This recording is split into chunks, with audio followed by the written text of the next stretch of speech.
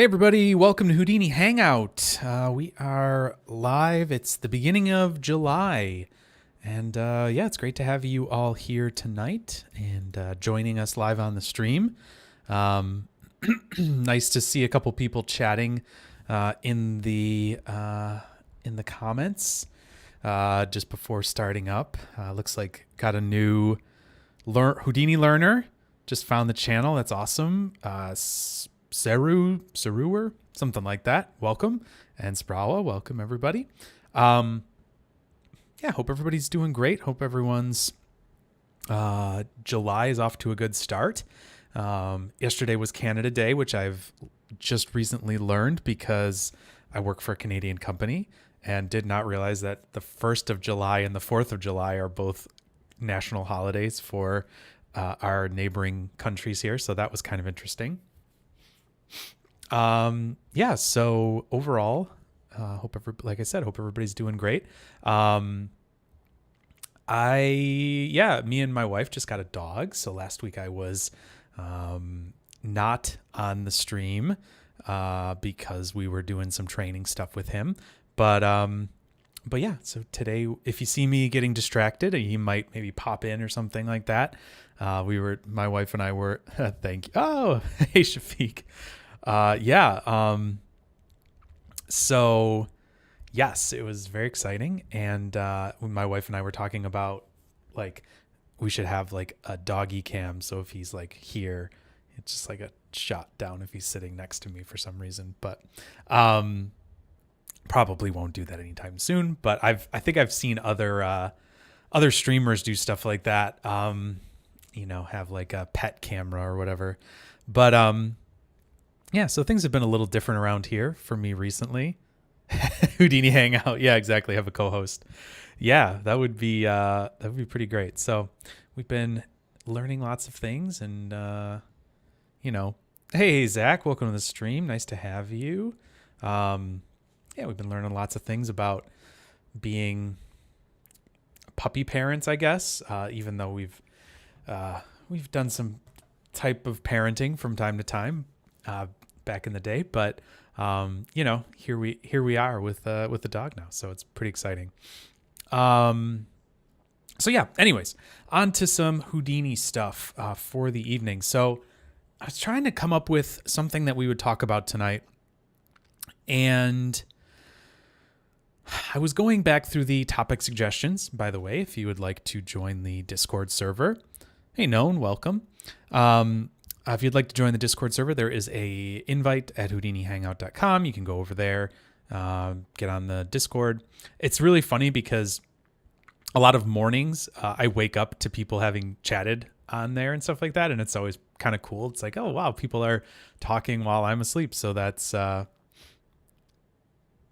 must be great. Always wanted to own capybara as well. I don't own a capybara, but that is interesting. That would be very interesting to own a capybara. Yes. Anyways. So, oh gosh, I totally lost my train of thought. I got distracted by the capybara comment. Oh yeah. HoudiniHangout.com. People chatting on there. So that's always cool. Wake up in the morning. Sometimes people are chatting on there and it's just fun, to see that. Hey, Houseplant, how's it going? Yeah. So like I said, I was on there checking stuff out, looking at the topic suggestions. I just couldn't find a thing that I was like, had a decent idea of like where to get started with. Like, obviously I'm personally limited to my own knowledge of like what I know how to do. And so some of these things I look at, I'm like, I'm not really sure if I have a good plan for that.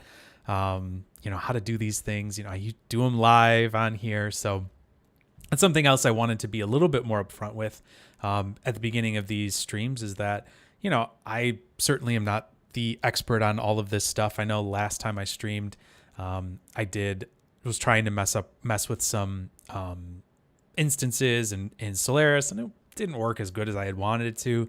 And so like, yes, I know some of this stuff, and like some of this stuff I'm familiar with, but other things I'm kind of trying to expand my own understanding and knowledge. These aren't like really like fully formed. Hey, Ali, welcome.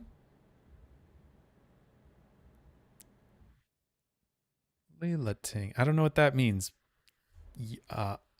Ali, but oh, for XK Studio. Okay, interesting. That's very interesting. I would have to, yeah. If you have, that's something I was kind of, I guess, about to say there too. Is if you guys had any suggestions for topics that we could cover on the stream, you could put that over in the topic suggestion. There's like a little forum kind of post thing there on the Discord. I'm kind of like toying with the idea of just cleaning it out because it's kind of hard for me to keep track of everything that's been done, and I still want, things that maybe I have an idea for. So I might go through and do a sweep of that just to kind of clean some of that stuff out. Unless anybody has like serious,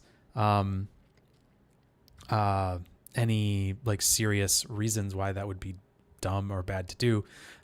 Just would maybe make it a little easier for me to come up with ideas for streams and things that we'll play around with. But yeah, so I guess with these streams, I mean, a lot of times it's me just, coming up with something live on the spot. Don't really have like a huge plan or prepared thing ahead of time. And it's helpful for me and hopefully helpful for you. It helps keep me like on my toes and thinking and all that kind of stuff. So yeah, so hopefully, I can be a little bit more upfront about that. And I don't want to make people think that this is some like in-depth course that I'm like have prepared. Seems like the right side speaker.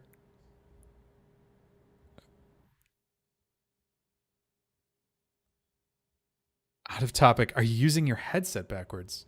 No.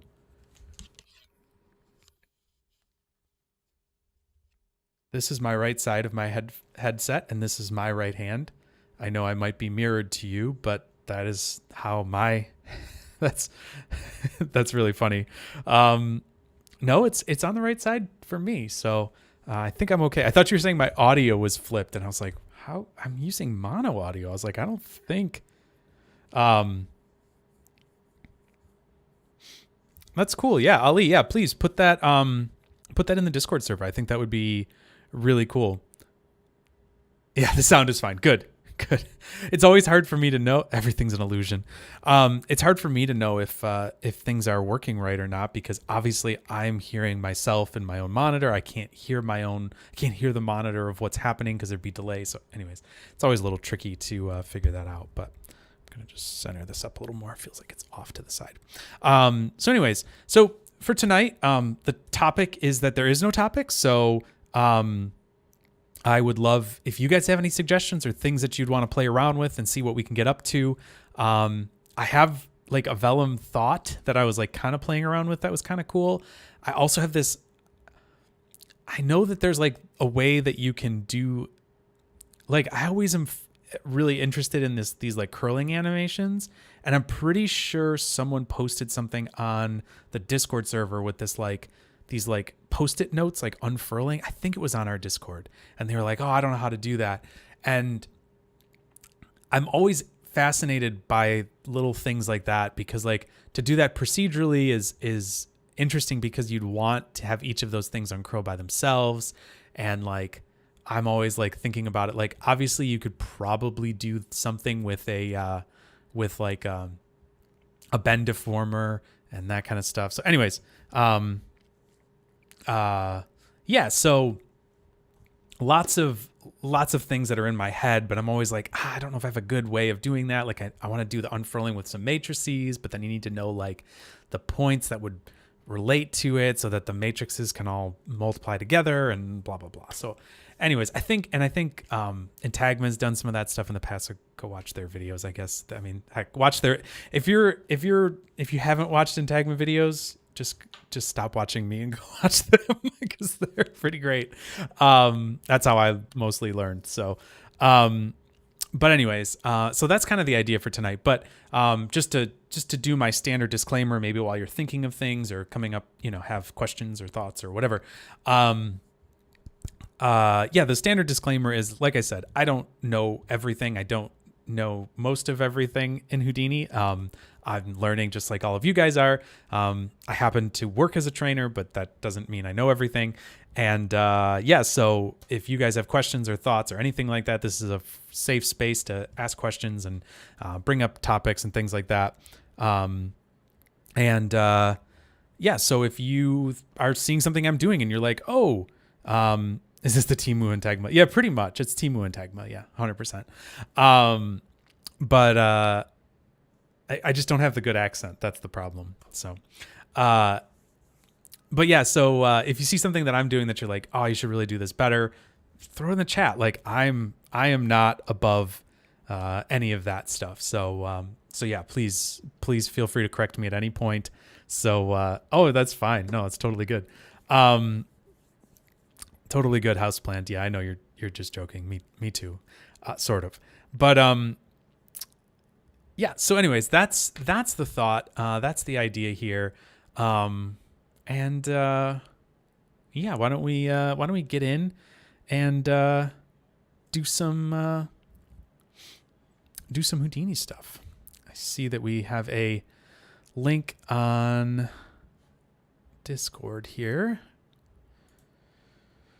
for this person's Google DeepMind stuff. That's pretty cool. Might have to check that out later. Wow, that is very in depth.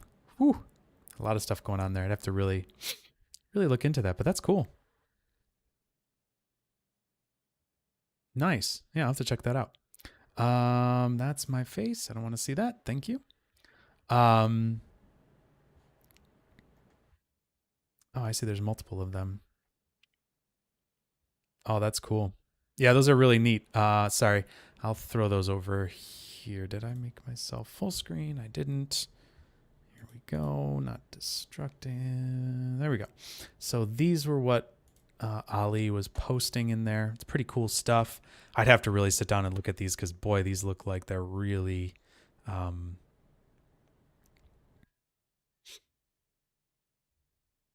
yeah, they look pretty pretty in depth. I mean, they're definitely like...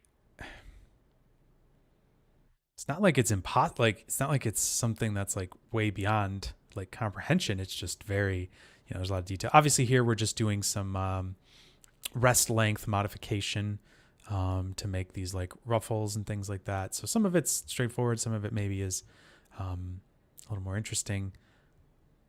Yeah, this is really cool stuff. Really, really neat. Very cool. Yeah, I'll have to take a look at this. This is really cool stuff. Very neat. Oh, yep, there's my huge face. Sorry about that. You already have enough of me on this stream. Cool. Somebody else was saying something. Sorry, I'm getting lost in all the stuff here. Ariel's work is amazing. Yep. Does tearing off a teddy bear in half, would that count for Vellum? Does tearing a teddy bear in half count? Yeah, that would be a Vellum thing for sure. What are we doing tonight, brain? Same thing we do every night, trying to take over Houdini. Wow, that's probably a really dated reference. I'm surprised that anybody would know that one. Cool. I'll have to check that out, Ali. That's really cool. That'd be a cool thing to throw in the topic suggestions, possibly. I think that could be neat, but and maybe just like whenever you guys put a thing in the topic suggestions, just like specify like, oh, I really like this thing in there, because sometimes it's like a whole video and I'm like, I wonder what people are like actually interested in this. But okay. So yeah. Let's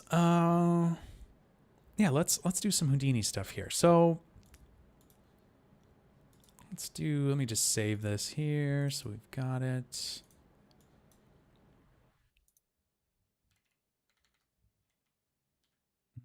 There we go.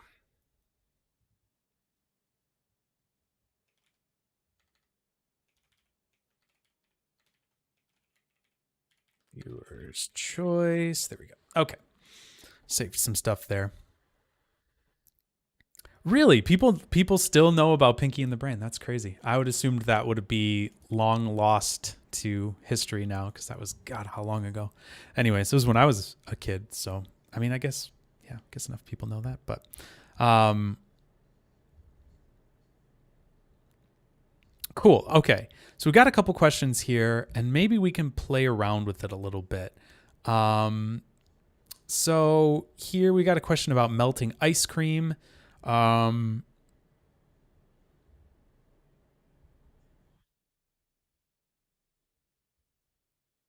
Hope we'll do some stuff today in an attribute wrangler. There we go. Yeah, we can do some attribute wrangles. That's cool. So there's definitely a couple different things here that are interesting. Um, so first of all, I'm going to say that some melting ice cream, I would probably do that in npm these days. So actually, if I'm remembering correctly, let's just throw it on a geometry node here and we'll do sim melt. We'll do ice cream melt. Yeah, if I could type. Man, I can't type tonight. Sorry. I'll color that one purple. Go inside here. I really thought that there was a npm.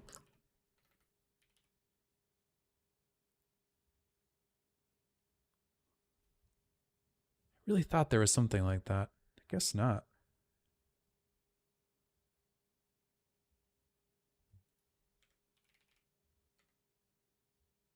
Guess not. For some reason I was thinking there was. I honestly would think that that would be something that would be um, probably best done in npm. Honestly, these days. Um, let's take a look at that maybe real quick. Um,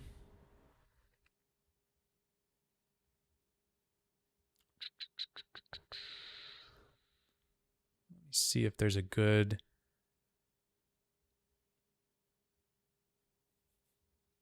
starting point here. Well, let's just do an npm configure. We'll start out with that. Okay. So, I'm gonna get rid of this for right now, I think. I don't think we need this currently. So let's take a look at this here. So we're gonna have some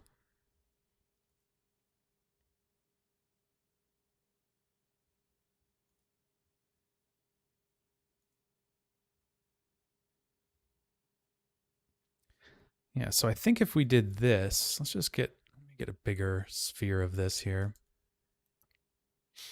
Let's see what we can get up to here with this npm solver. Take a second to compile the kernel. We'll give that its time to compile. So I'm pretty sure what we could do is probably work with the viscosity side of things here and play around with that. I'm right back at school and didn't listen. Somebody mentioned melting ice cream and how you would do that and asked if it would be a Vellum thing. And I am tending to think that it would be more of an npm thing, honestly. Ice cream is really tricky because it's so close to a solid. And if you use something like flip, it's just almost impossible to get it to be a solid, basically.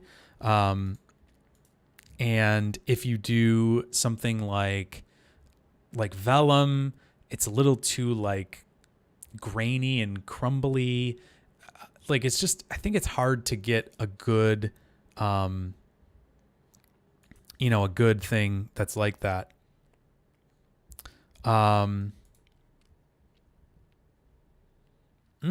Metal Gear asked about doing paint peel on a wall. Yeah, that would probably be a Vellum thing if you wanted it to be like. dynamic. If you want, yeah, like because you'd want it to crack and kind of be dynamic. Honestly, you could probably do that procedurally. That might even not be a simulation. All right, there we go. Let's undo these points here. Right, so we've got this. Let me change this background to dark gray just so we can see it a little better here. So there's our blob, right? Let's take this. Let's turn the viscosity up a little bit. Oh, okay. 1 is apparently full viscosity, so let's see what that looks like.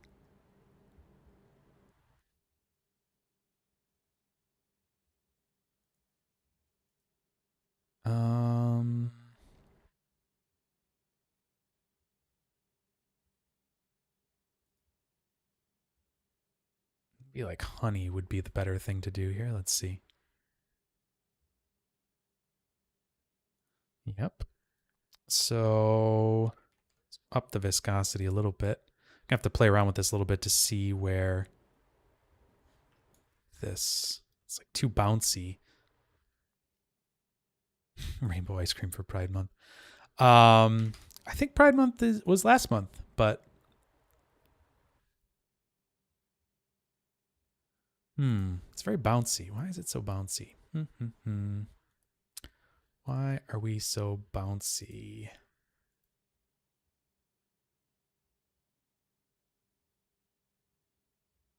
Let's actually up the stickiness here because we don't want it to really bounce at all. I think we can up. Let's see.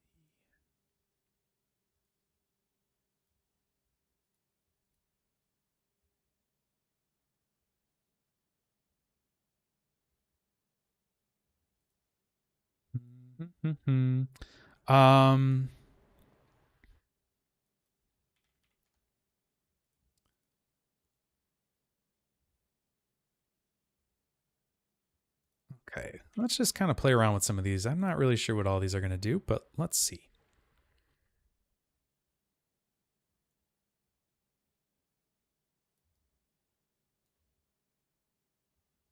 Yeah, see, this is always kind of the problem with like high viscosity things is that they still want to flow a little bit. And ice cream is kind of like a solid. Also, I have no idea why this is bouncing so much. Where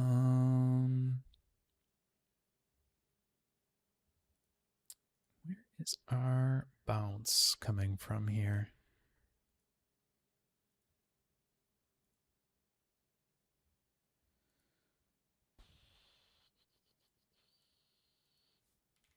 Let's see here.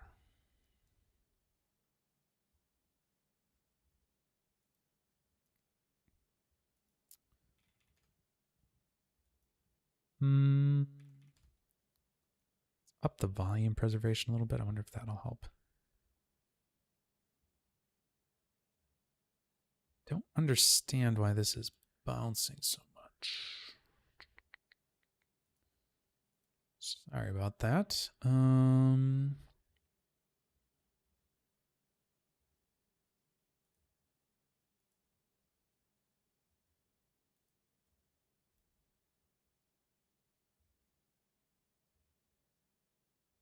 That's it. Done and dusted. Yeah, so the tricky part here is that I have no idea why this is bouncing. I wish I knew better why this was bouncing like that.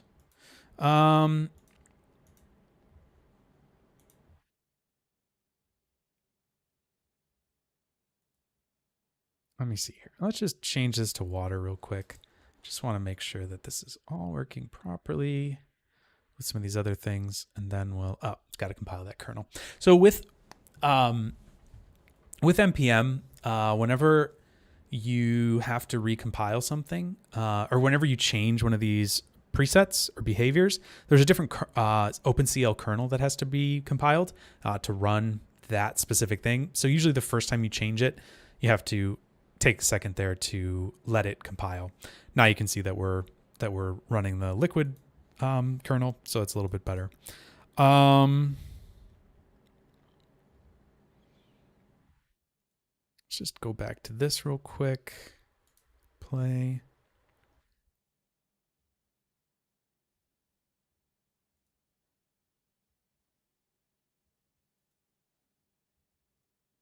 It's interesting because it seems like if we turn the stiff or the viscosity up. Okay. So NPM is a type of Enya. So the NPM is a newer solver. I think it was released in the last version of Houdini, if I'm remembering correctly, and it is a GPU based solver that allows you to kind of do anything from solid through liquids, basically. And so you can kind of transition between those things and get a different, get different types of materials and stuff like that. That you can see there's a bunch of different presets here. I mean, you can do solids like concrete. You can do all sorts of different things. And it's variable. So I just turned up the stiffness of this. And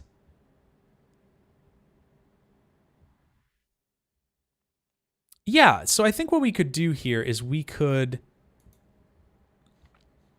probably adjust this here, because what it is that we're dealing with here, if we look at this, we have a stiffness, and this is if you look at this, I'll open this up in the help card. We can maybe see it a little easier there than me just hovering over those. Each of these has an attribute that's from the kind of the paper that this comes from. And so if we look here closely, for example, here we have stiffness. So if we come down to stiffness, we can see that this is this point attribute E. It tells you what the point attributes are and things like that. Here you can see point attribute new. So if we wanted to adjust the volume preservation, for example, that is these are the attributes that we would do. The only bad thing here is that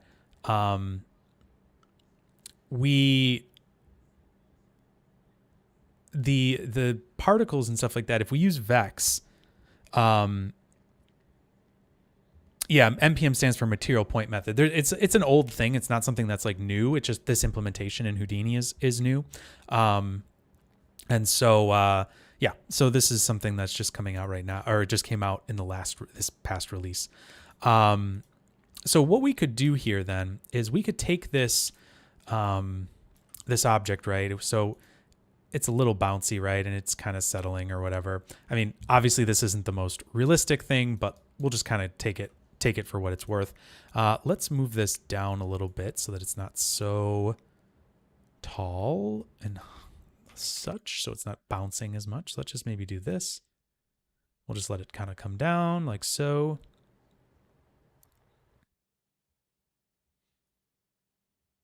And it's going to naturally settle. The other thing too, maybe that we want to change is that this density is maybe a little high. So what we could do possibly is say that this is like, I think it's less dense than water. So let's bring this down to like 900 and just see what happens here.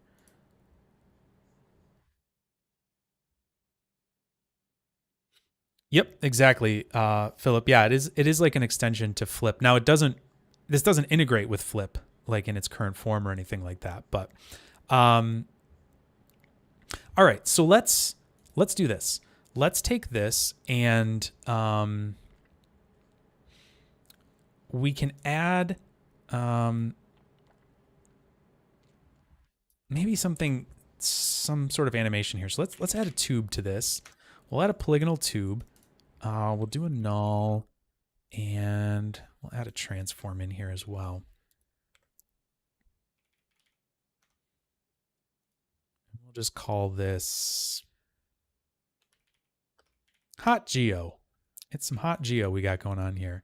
So this is going to be like something that's going to have like basically be heated, quote unquote. I mean, we're not going to actually be doing anything like that, but let's just set this to like 3, the radius to 1/4 maybe. And let's put this in the z-axis. Sure. That looks good. Where are we at here? Okay. Yep. So let's take this and we'll move it back like this over here. And let's maybe go to frame 24.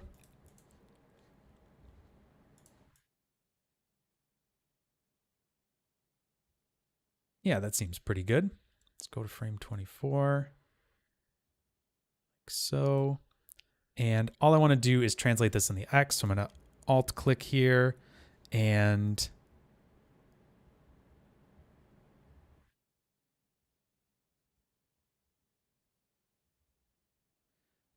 sorry, I'm just reading some comments here. So a couple comments there. Somebody saying it's their first time hearing about npm solver. That's awesome. Houseplant, that's, you're gonna get yourself, don't make me ban you there, houseplant. You're getting too excited. Yes, that is maybe funny, but we're not going to get into political things here. So please moderate yourself. I don't want to have to moderate people. I appreciate the attempt at humor, but we will pause that. Okay. So what I'm going to do here is, with this as well, this npm container here is going to, this is actually what controls the region here. Forgot my meds. No problem. No problem. So this is actually the region of our solver. And yeah, so there's also obviously a grid that's being in the background constructed and things like that. So like I think Philip said that's an extension of Flip, but Flip is particle and volume. The interesting thing here is that when we look in here, it's just this kind of intermediate setup here, and there really is no DOPNet really like that to speak of. Like this is the DOPNet that would make it. So it's really not something that gets what you would build from scratch, more or less. So it's a little bit different in that regard. But anyway, so let's take this hot geometry here, and what we'll do is so that's animated now. So it's just going to cut through it, and we'll let that melt it. Now, what I should technically do, and if you read this little note here, is that this should really be using OpenCL. So instead of doing like a point wrangle, you should use OpenCL. I'm gonna use a point wrangle just because I don't know OpenCL, to be quite honest.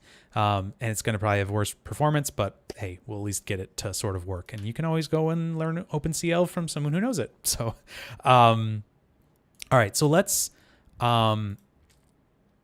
do this. Let's take,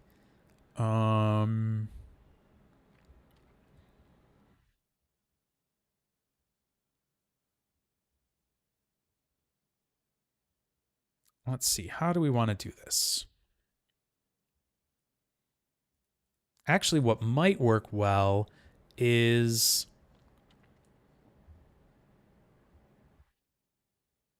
doing an SD. I'm just trying to think. Sorry. An SDF actually might be interesting because we could just really sample the distance to the surface, and add a heat attribute to those particles, and try that. Oh, I wonder also. Actually. Is there a gas gas? This? Yes.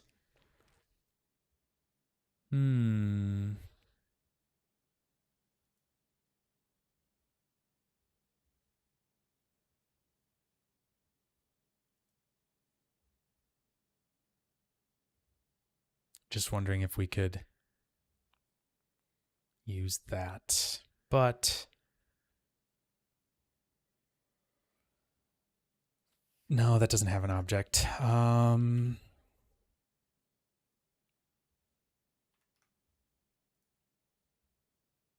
right. Anyways, I am just trying to think of how exactly I'm going to do this. So what we need to do is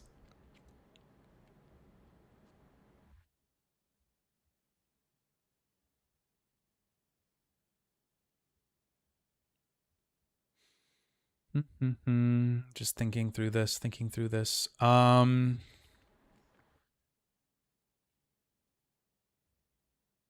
Yes, I think we're going to use an SDF here. So I'm going to do VDB from polygons. We're going to do that here, make an SDF out of this. The reason we're going to do this is because this is going to give us a distance field from the surface. That's what we're building here. We're basically building a volumetric representation of this this surface with values that will actually it'll give us values that'll go from the surface, positive and negative if we're inside of it. So that should help us be able to kind of query those values. So we can go a little finer on this here, something like that. 24,000 voxels seems fine. Let's do world space units for the band. And let's say we're going to do it a tenth away. Maybe we'll do a quarter, something like that. And then the interior band doesn't really matter. Yeah, that should be fine. So what we're going to get out of this is a bunch of values that will say how far we are from this surface, right? And so what we should be able to do with that is take this in to here. And I'm just going to move this over because we're also going to use this as a collider. And so I'm going to do an NPM collider here. And one thing you want to do here is you want to link this container. So we're going to link that over there.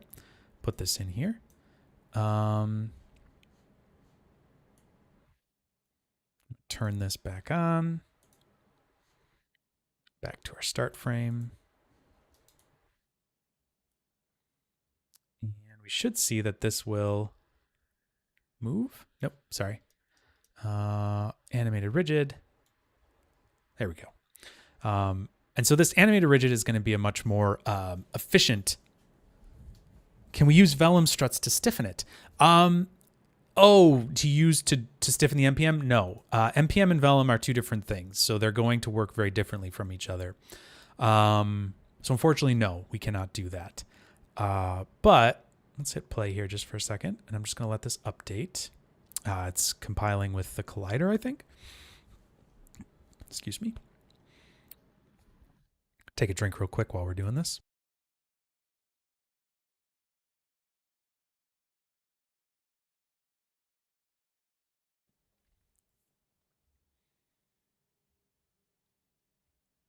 All right, compile that kernel. There we go.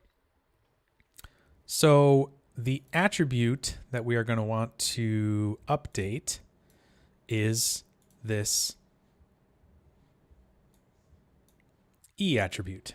And so that's what we're going to work on. So that is not getting exported here by default. These are the attributes that you can turn on and off. Let's go inside here and let's do a... I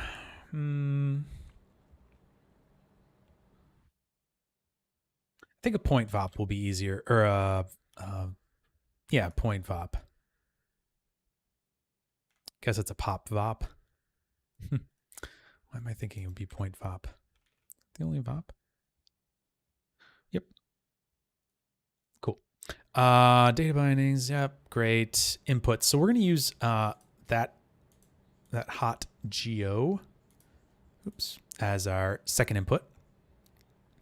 And what we're going to do here is we are going to source or sample that geometry. So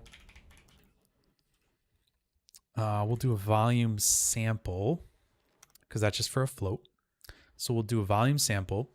And in this case, we're going to take the second input, primitive number 0. It's going to be the only primitive coming in there. And we're going to sample that at the current position. So there's our sample position. So that'll be for each of the points. And what we want to do is sample this volume value. And what we could do there is, let's just do a bind export here. And we'll just call this a test. A, because it'll put it right at the beginning. And I think if we come up here and do a underscore test, it should come out, I think. So let's see. Yep, there we go. Yes, the collider will push it away for sure. When we get to the actual thing, we'll see that that's not going to be the case. But so let's see this thing. It's going to start moving in a second here. There we go. And what we should see is when this gets really close, there should be some particles that start having a closer, like there, are going to be some points that have some closer values. Sure enough, there's some that do. In fact, there's some that are technically inside of that. Probably because the two volume representations aren't going to be in complete alignment with each other. And so, because we have a volume here that's being created in SDF, and that is being created by the particle separation and grid scale. I want to say, what's the size of this? This is 0.05, and this is 0.025. So there's quite a bit more resolution there. And so inside of here, this is now pulling that value in, and we're seeing that. So that's great. That's exactly what we want. So we know that the upper bound of that is 0.25 because that's a distance, right? And when we talk about that, what it is that we're seeing, the reason that it's 0.25 is because that's what our exterior band is. So outside of this band volume here, outside of the, actually, if we look at this, outside of this square volume, technically, I guess it's, yeah, I think technically it is actually this because it sticks out 0.25. Anyways, regardless, it's 0.25 from the surface, right? So that's the highest it can ever be. It can't go past that. So we know that that would be like zero. Oh, hey, buddy. Hello, Lenny. That's my dog's name. Sorry. He just came over to say hi, just checking out what's going on. I love dogs, and so it's really fun that a dog just comes and greets me while I'm doing this. So this is very fun. Anyways, sorry. So the furthest it could ever be is 0.25. And then technically on the interior side of things, the smallest it could ever be would be negative 0.075. Lenny the goat. Yes, Lenny is great. Leonard. I like calling him that when he's in trouble. Leonard. So these are the values that we have that exist. And really what we want to do is we want to set our, I think we want to adjust the stiffness of our fluid as we get lower here, right? Because that should make our fluid flow more, right? That should make it more viscous and melty. Because right now, if we see here, we've got our stiffness is at 10 million, I guess, right now. And we want to bring that down, right? We could also bring down our viscosity and do that as well. And yeah, that would be both of those things together. Hi, bud. Both of those together would probably make this a lot more fluid-like. And so let's at least try the stiffness first, because we noticed that if we brought the stiffness down by quite a bit, I think it started at 2.5, and we do this, right? And we just, oh, right, that's the source. Sorry. Move it to the solver. If we bring this down and start simulating this, we're going to see that this is obviously going to deform quite a bit and kind of melt and do that whole thing. And if we take this and go even lower with it, let's say 0.1, it should be even softer. Bloop, like so. So, yeah, so we can keep going down with this stiffness here, right? And go further and further with it. So let's start this again at 10. And let's just say that we're going to multiply the value by a certain range that we're going to put in here, right? So we've got this volume sample. Let's do a fit here, a fit range. And we're going to fit this between the source minimum that we want to have is 0. And then the source maximum we want to do is 0.25, because that's the highest number that's going to get. 0 would exist right at the surface. 0.25 is the end of our volume that we've kind of created, our SDF. So let's multiply this. So let's say we're going to do this by 0.01 for the minimum. Like when it's right at the surface, we want it to really go down by quite a bit. So we're going to do that. And then for the destination max, we'll just leave it at 1 because if it's at the maximum distance, we don't want to multiply it by anything. So we'll do that. And for this, let's see, if we go to our geometry here and select this, we should see a bunch of different things here. E right now exists there. And also, if we do our, what's the other thing here?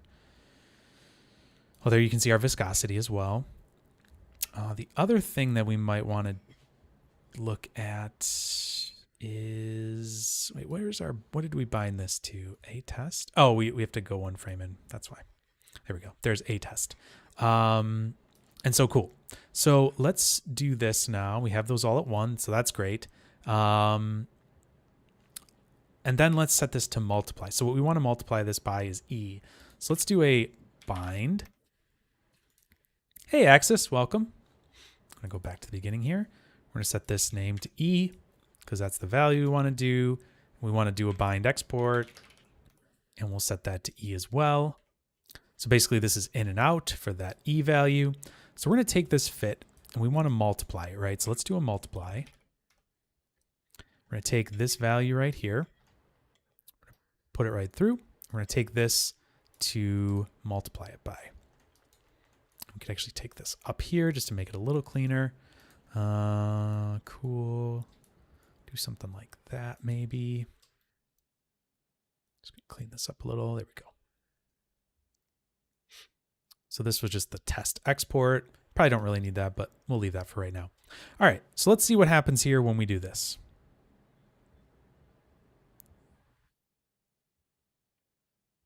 Actually, I'm going to go up a level here so I can kind of watch this whole thing play out.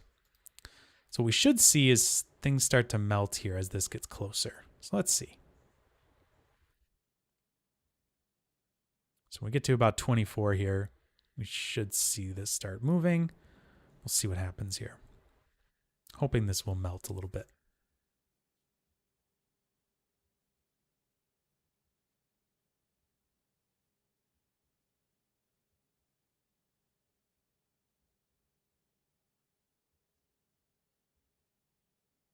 Okay, interesting. So it is now cutting through it, but it's not really melting it per se. So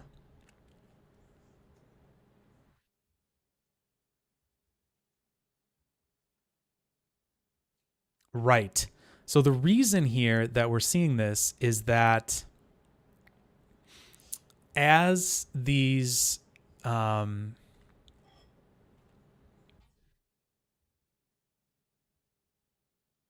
particles are like melting and stuff like that, and we're losing kind of the,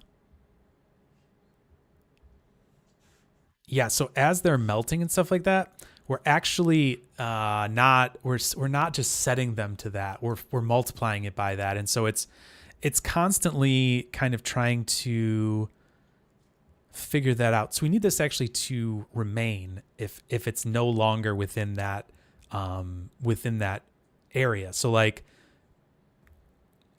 basically we don't want to let this cool down. So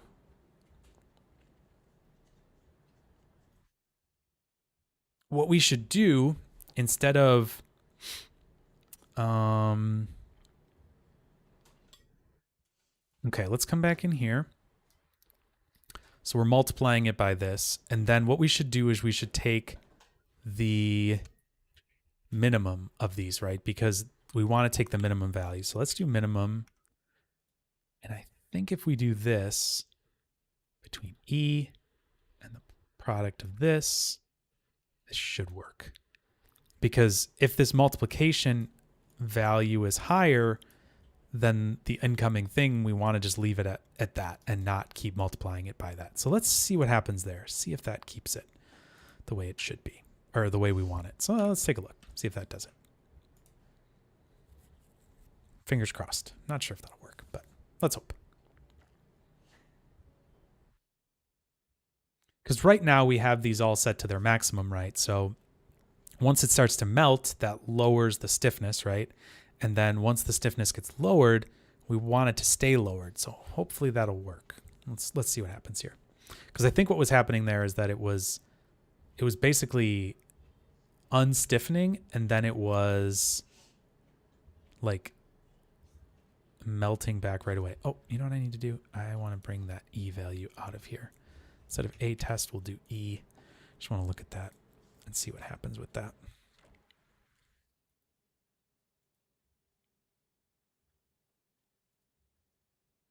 Let's see here. Some of these have got to be pretty low. Let's see here.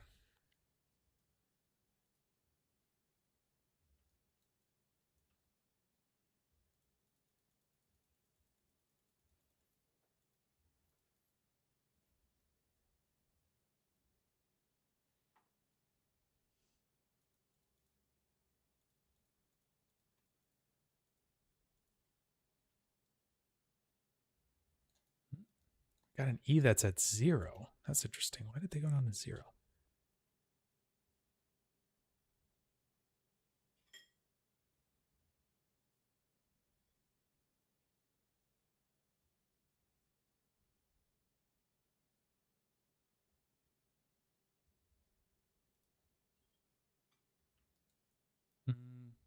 Probably not thinking about this right.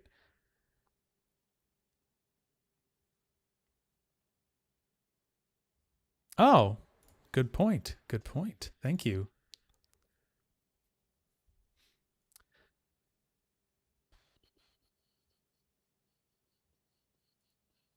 Yes, there we go.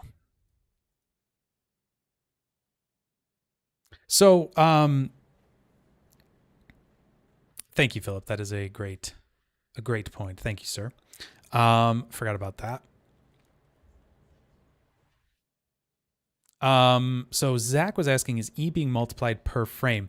Yeah. So because we're dealing with DOPS, right? It's sourcing this thing and then multiplying it by whatever the current value is. Yes. So you're right. It is actually being multiplied per frame.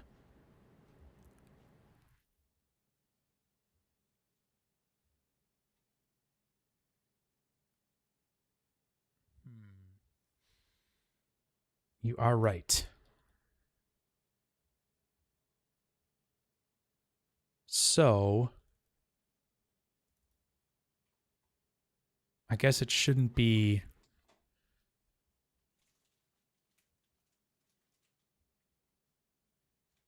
I guess we shouldn't be multiplying it then.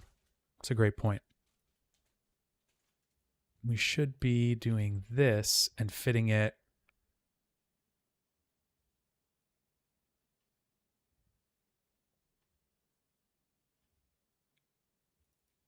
It should be 10, 1, 2, 3, 1, 2, 3, 10 million. And then let's just say 100,000 there or something. I don't know.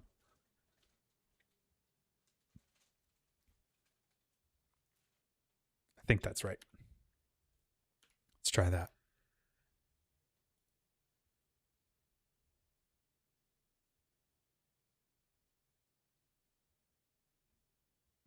So now this should actually that should hopefully work right.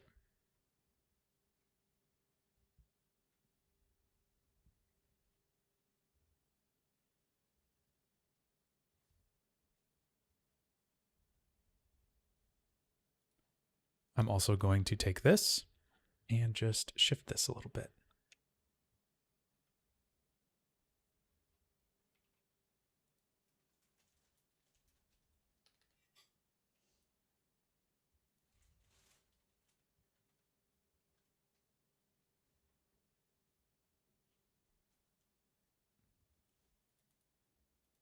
Let's try that. Turn it back on. There we go. So no bind import. Well, I'm binding in the current value of E, right? That's what the bind import is doing. And then I'm also mapping it.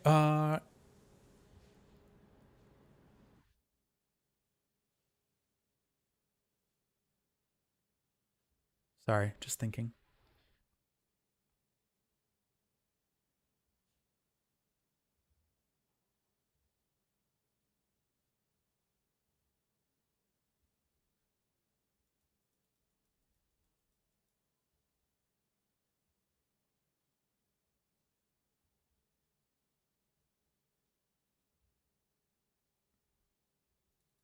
Yeah, I guess what we could also have done here too. I'm just gonna undo this because actually what we probably could have done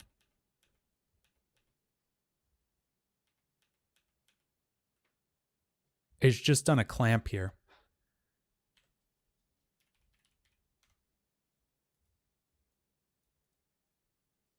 And just clamped the minimum to be like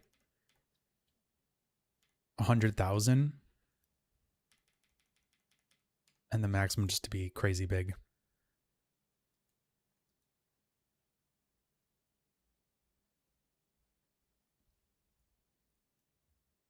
And that should actually now clamp it properly. Let's see. That should clamp those values to be at 100,000.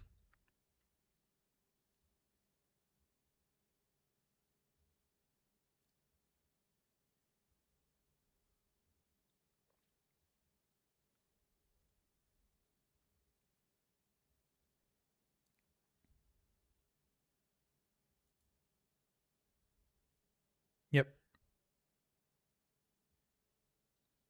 Okay. Maybe that's still too high. Let's just go back here.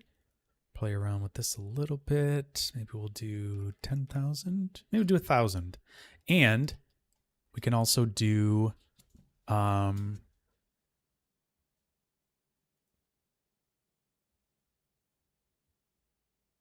could also basically do the same thing with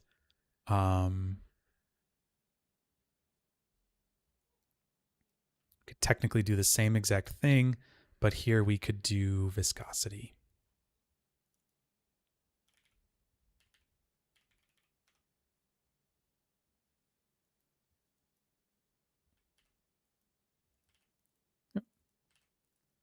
And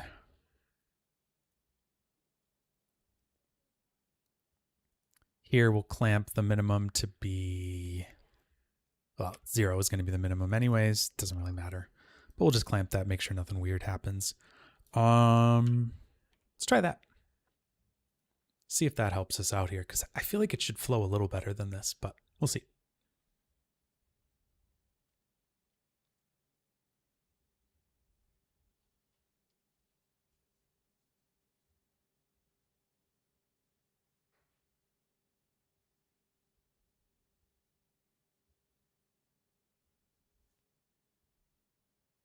We went back to the original.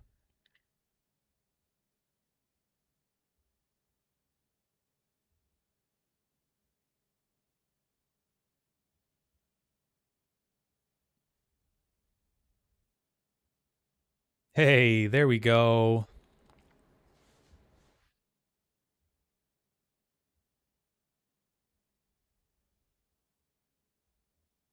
It's something.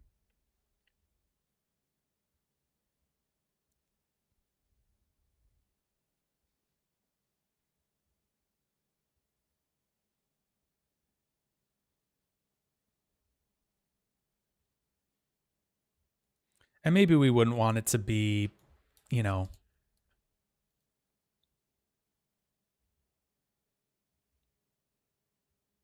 perfectly like that or whatever, but it's something.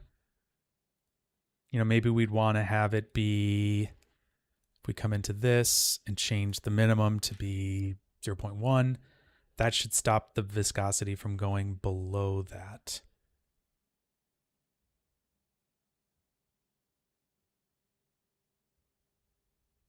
Should keep the viscosity a little thicker, maybe.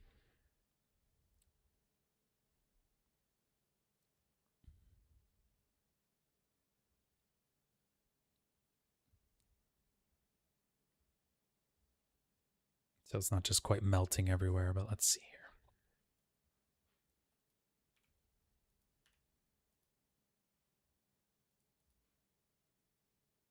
here. Actually turn off the collider here. Let's turn that off. Let's turn that on there. There we go.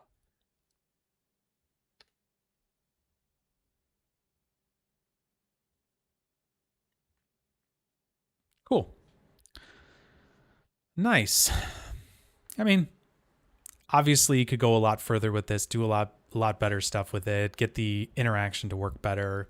There's a lot of stuff you could do with it, but the concept is there, and hopefully you can understand some of how you might go about doing this. Obviously, you tweak some of the settings and parameters and things like that, but yeah, kind of interesting. I mean, it's kind of a weird thing too, because it's like falling into this like hot iron thing, right? So it's sort of weird, sort of like a weird scenario. It doesn't exactly make sense, but yeah, you're getting this like constant, interaction stuff here. So it seems like it's working out pretty well. Maybe we'll flip book this real quick and just see what it looks like.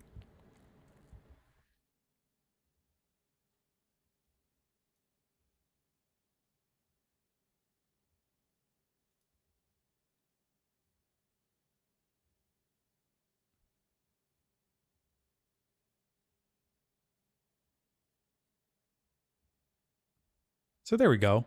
Got a little bit of something going on there. It's not, like I said, it's not perfect, but I think you could at least get the idea from that and just, kind of go crazy with it. And obviously, if you did this with OpenCL, it should be quite a bit quicker. And we have the newer kind of like language there. That type of a thing. Would you set this up the same way if you wanted to melt the ice cream as though the environment was hot?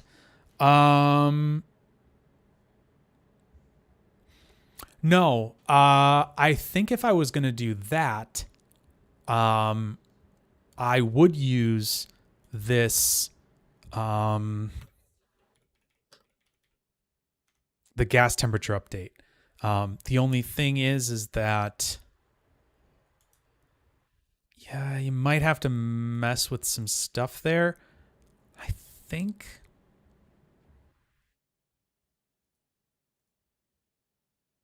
Maybe not.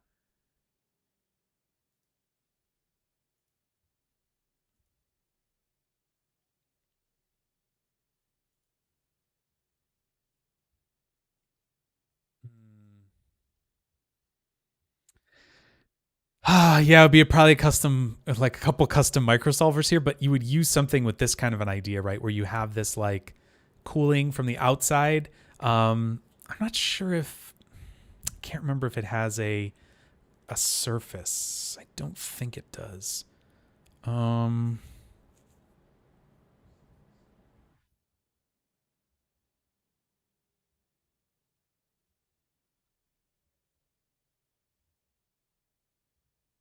can't remember.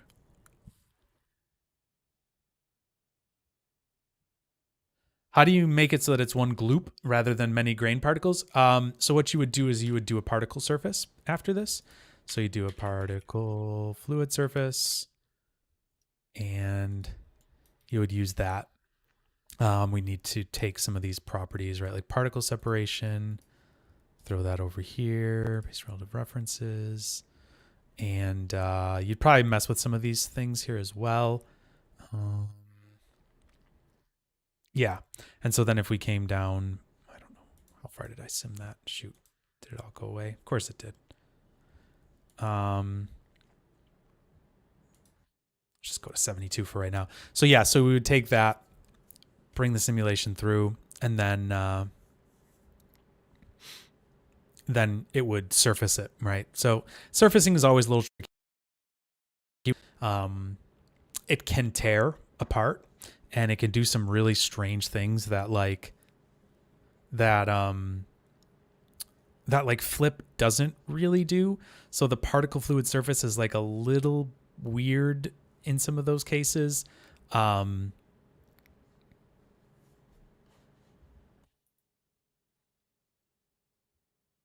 Oh, my camera stopped working. Of course it did. That's fantastic. Sorry about that. Can you see me here? Let's see.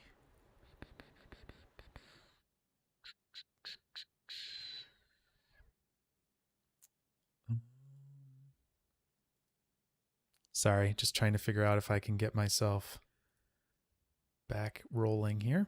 Maybe not.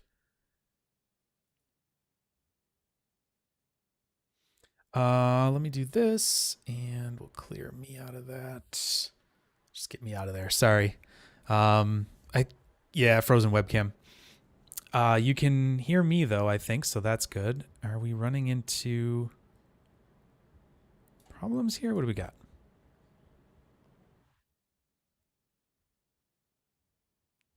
Yep. This is the problem with doing things on a GPU based setup. Cool. Okay. Well, at least you can hear me. Sorry about that. This GPU solver is not always happy with those types of things. So let's just see here. Can I change this? Let me just try something here.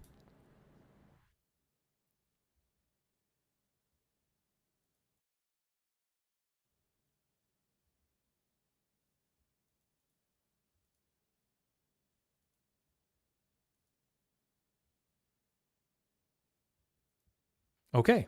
Haha. I'm back. There we go. Sorry about that. Okay. So if we do this and then we do this, there you go. We've got some meltiness happening here. You have to do some stuff to make this work better sometimes, but there we go. It's sort of working. I've got to play around with it. He's back. Yep. There we go. So we've got some melty particles, fluids, things like that. Cool. And obviously, if you have better resolution of these particles, this is really low particle resolution. So, great. Let me go back up a little here. And somebody else asked something that was kind of interesting.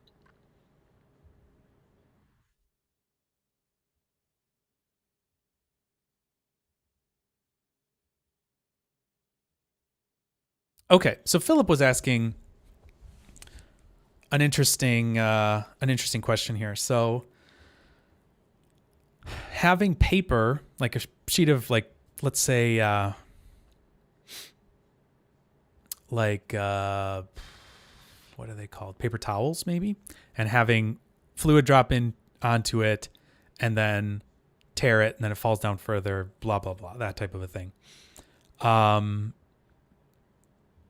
So that certainly would be Vellum, I would say. And I think that would be kind of a cool thing to look at here. So let's do that.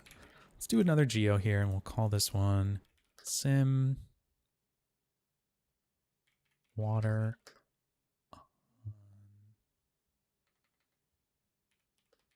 Say water on paper.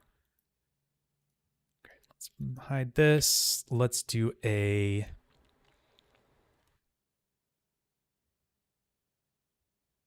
grid. Let's do a few grids here. And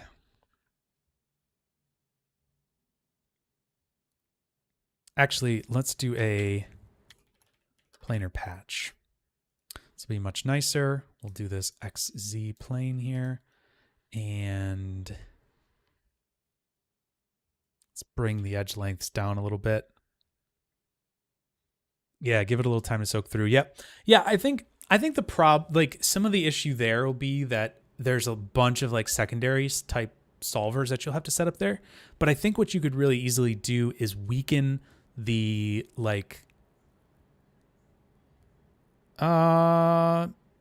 sorry. So what I'm thinking you could do is you could weaken the bonds between them, right? And then let them break as the fluid sits there longer.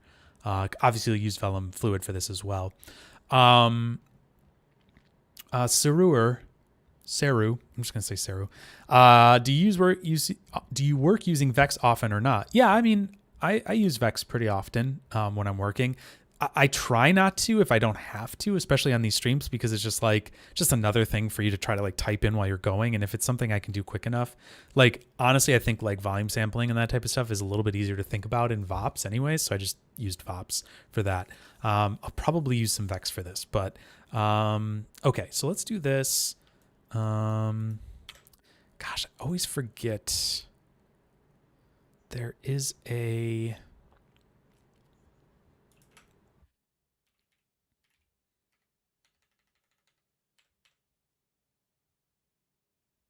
There's like a... I can't think of what it is. There's like a break or something like that.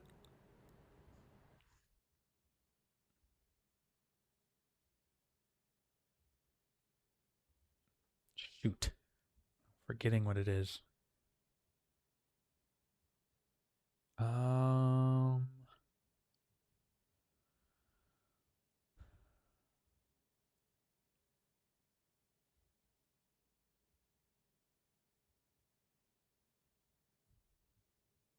the it's a node that it like allows you to fracture based on the it like fractures from the edges and stuff like that. Maybe that's what it is. Fracture. Oops.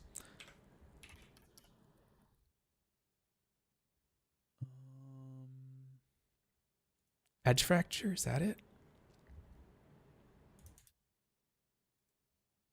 I think this is it.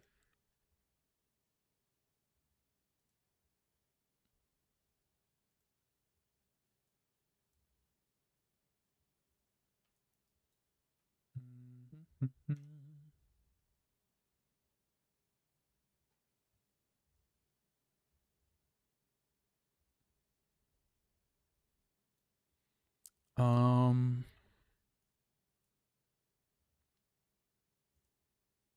yeah, that's it. There we go. Thank you, sir. Edge fracture. So yes, so we could use this to break this up.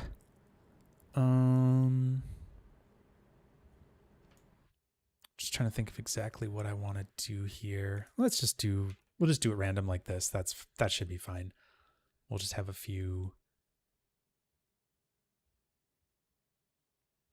random pieces here that should work. Maybe we'll do 20, something like that. Cool. That feels good. Let's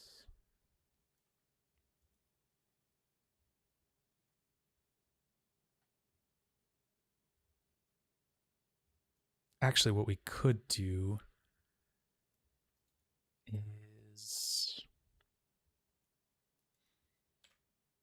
let's do a copy transform, and we'll have this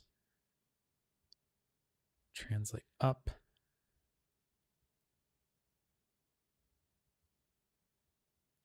Yeah, exactly. That's a good plan. Maybe transfer an attribute from the fluid onto the patch and let it influence break threshold. Exactly. Yep. Something along those lines is what I'm thinking.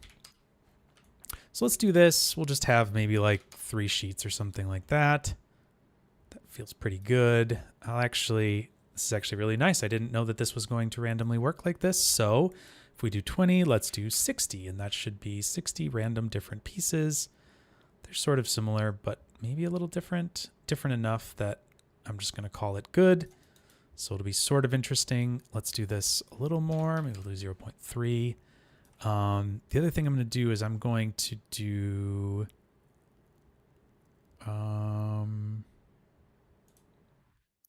that's the interior points. I don't want that. I want the seams. Guess we're just going to grab all the seams here.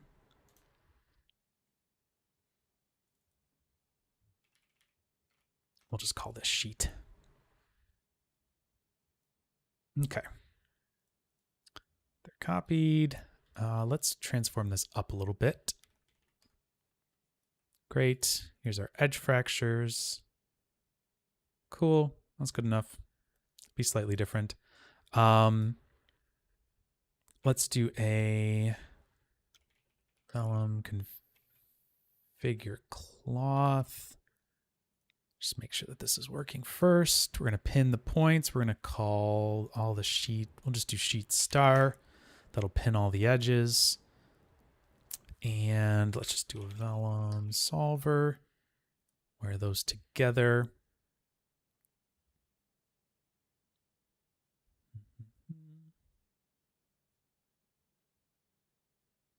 We're on frame 57. We don't want that. So let's do this. I'm going to hit save. I'm also going to turn on my autosave just in case. All right. And there we go. They're all broken. Great. Let's glue those together, right? I think that's what we want. Right? Glue.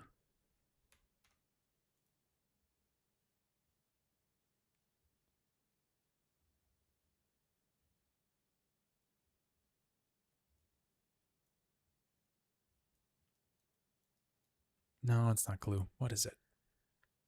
Because that's going to, I mean, it's going to stick them together, but they're going to be weird. Yeah, they're not going to be right. Always forget this.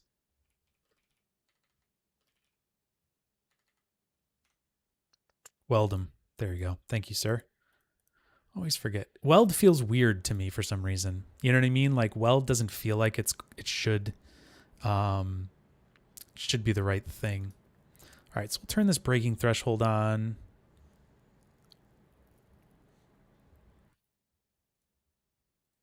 And we're going to have these constraints. And there should be...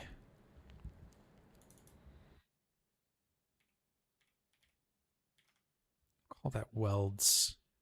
Yeah, there we go. There's our welds.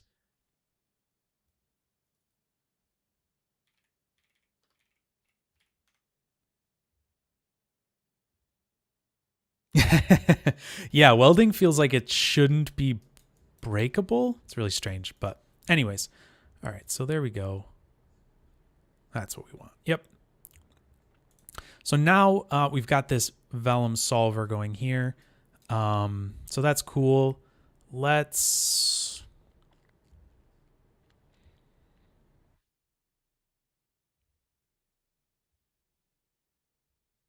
see here. What do we want to, how do we want to do this? I think I'm just going to,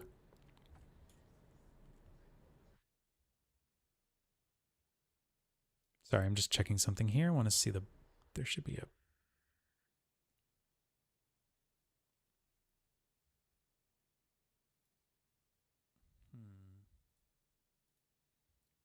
is that break threshold? I thought it's on here. What was it called?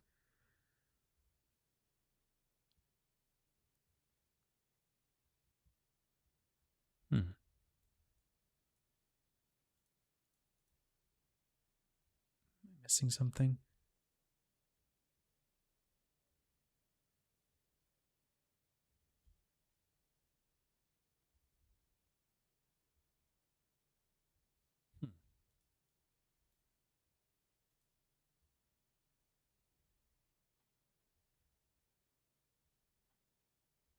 Okay, the break threshold is on the...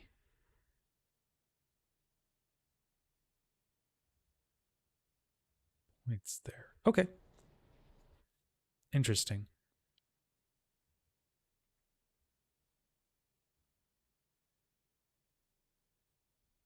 All right, I'll have to think about that one a little bit. Yeah, it should be on the... I agree, Philip. That feels like it should be on the primitives, but there's definitely a reason it's not. Because if we look here, we don't see any breaking threshold, but it is over on the Vellum geometry. And if we look here, yeah, it's on points. Yep, exactly, which is really interesting. And I think if we were to look at... Yeah, let's just do a little interesting thing here. Let's do a blast. So I think what's happening here is a little bit of like trickiness with points. So if we do this and say at break type equals stretch stiffness, I think was the name of it. There we go. Let's delete the non-selected ones. No, is that what it was? What was it? Um, oh, stretch stress.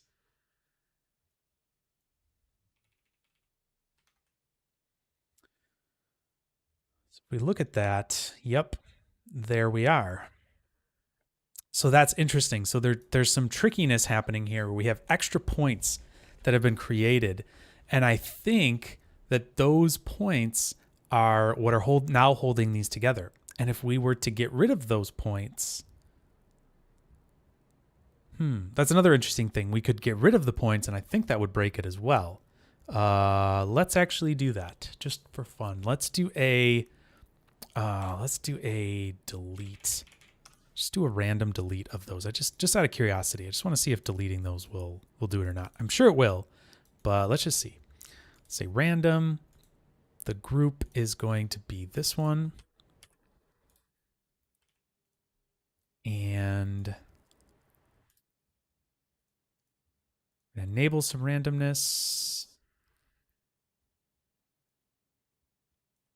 Hello?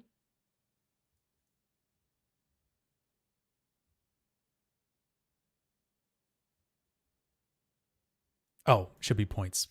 That's why.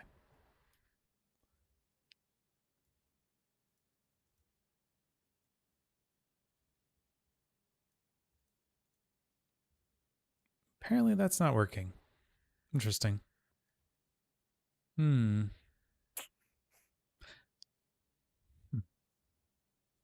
That's interesting.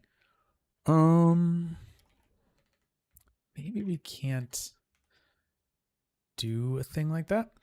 So Shrubber was asking, what are we doing? This was just kind of a little bit of a toss up as far as what we were going to do. And right now we're working on playing around with some water going through paper and like wetting it and then breaking through. So we're going to give it a shot, see what we can get up to here. Let's do this same thing here. We'll do points, and that should split those two. Okay. Then we'll just do this. We'll just get rid of this group. We'll just randomly delete some of these, like so. And then we'll merge these back together.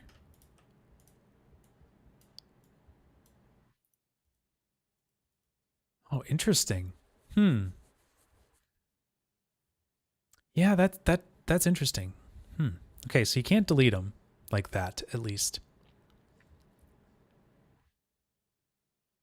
Wow, that is really fascinating. I did not realize that that's how that worked. Okay, so we definitely will have to play around with this break threshold here, but it'll be on the points, and that's super fascinating. That's wild. Anyways, okay, let's do that then. The other thing we're going to have to do is make a little water here. So let's do a sphere. We'll just bring this. That's way too big. Let's do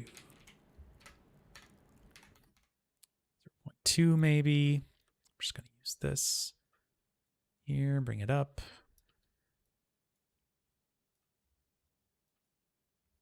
Sure, something like that. Say Vellum, fluid. Now the reason... so yeah, sorry, Zach was saying, is it break threshold attribute on that specific break type that unwelds? Yeah, it definitely is something there is triggering a mechanism within the solver that when it hits a certain type of, now in this case, stretch stress, that it is going to then remove those and unweld them. So it's really interesting. So something is going to happen there because it's not just going to delete those points, because those points are actually like kind of on the geometry now. Because if I delete them, I get big gaps in the geometry. So it's really strange. And we have some overlapping points here. You can see that it's probably hard to see, but there's definitely some overlapping points here because we have pieces, but it doesn't seem like, yeah, there's definitely something that would happen there that would unweld these pieces. And I think it's an interesting mixture. So maybe, yeah, I'm not 100% sure what the mechanism is there. I'm not sure how that works mathematically, like in the background, but yeah, it's pretty interesting. Anyways, where's our sphere of fluid?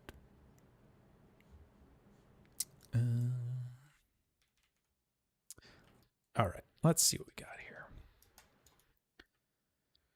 Here's our fluid.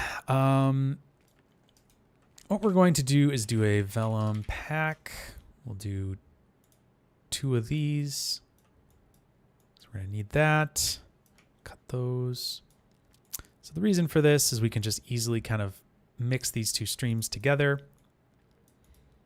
We'll merge these. Shift click. Hello? It's weird. And then we'll do a vellum unpack. And now we'll have everything as it should be with all of our constraints and everything like that. And we can wire these in like so. This last stream here is the collision geometry. There's really no reason to have to worry about that here because no collision geometry is going up here. So there's literally nothing coming through this and nothing coming through there. So nothing to really even think about there. So let's take a look at what we've got here and see how this works.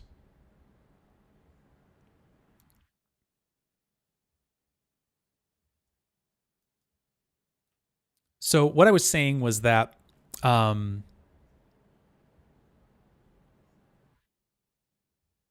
says this. Cool. Very cool. Not super helpful, but hey, it knows something, I guess. Okay. So we've got this working. The reason that we obviously have to use vellum fluid here is because if you want vellum things to interact with each other, you have to use vellum. There's really no other way to go about that. Just out of curiosity here, I'm going to make this a little bigger, and I just want to see if this will actually break at any specific point. Like if there's a... Oh? Interesting. Did I... Oh, I started with half of it through. I'm like, how did that go through? Smart. Because I'm smart, that's why. Let's try this. Just want to see if this will break it or not. Because there's definitely some pressure going there. What if we turn this way down, just out of curiosity?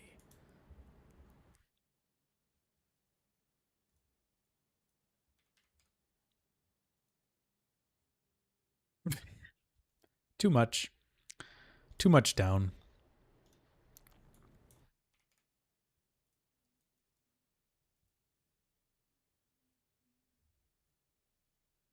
Yeah, I guess that just falls right through it. So that's kind of cool.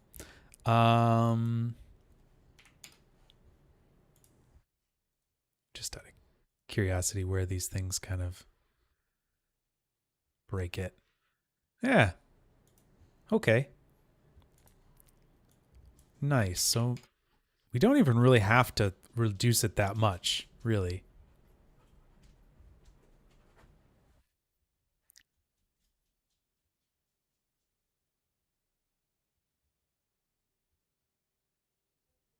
That's pretty cool.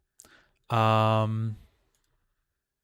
Vellum is just super fun. Like, how can you not love Vellum? Vellum just, it's too much fun. There's too much fun to be had.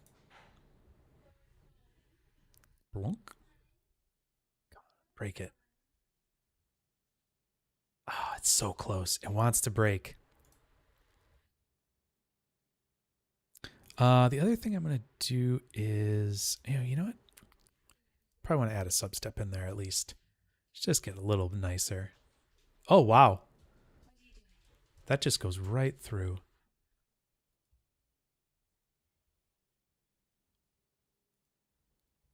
All right, so let's see here. Interestingly, with more substeps, we need a little bit more. Very curious.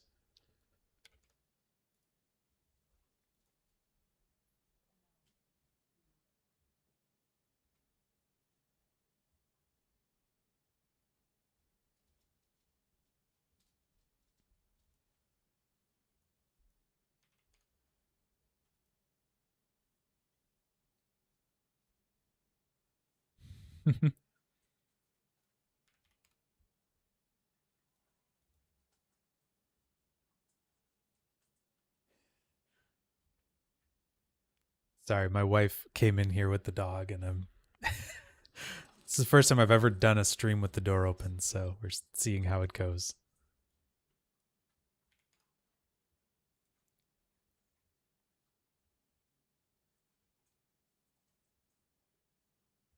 Cool. Okay, sorry. Enough screwing around with this. Let's make this threshold high enough that it is not going to break that top one.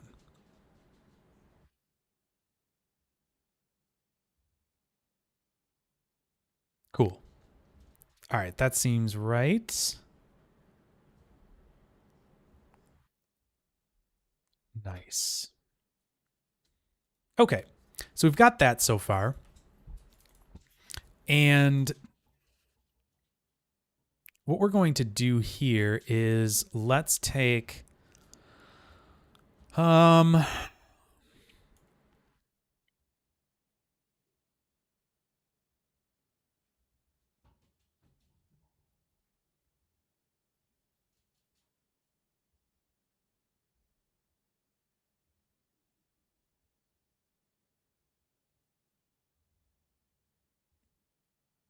okay, let's do this. Let's take these particles and let's add an attribute. Let's just do an attribute wrangle because it'll be easy enough. And we'll just call this f at wet equals 1.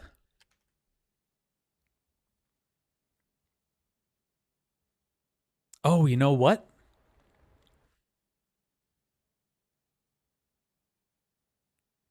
Even easier way of doing this. Let's not even worry about adding an attribute here, because that shouldn't really matter, because we know that that these particles are wet, right? We know water is wet. That's a funny thing to say. But what we can do is let's do an attribute create over here.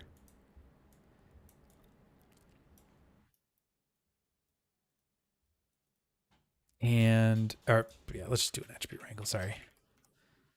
Attribute creates always kind of annoy me. So this will do f at wet, but this time we're going to equal 0. So these are all going to be 0, have 0 wetness right now. So if we go over to wet, we'll see these are 0. Perfect. Then what we can do, so now all of the points of that have a wetness value. And we can then come in here. I think we'll do this under the force. I think that's the smart spot to put this. So let's do a pop wrangle here. Bring that down. And what we're going to be looking for is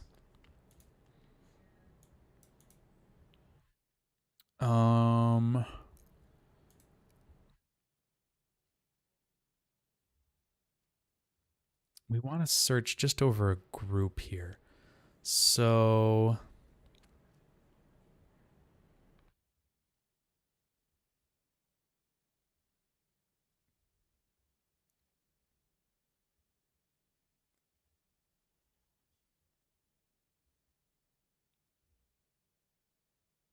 let's see here. We've got the sheets, but let me just see. What do I have set up here for these? Because we want to look at let's just look at this unpack here and see what we have. So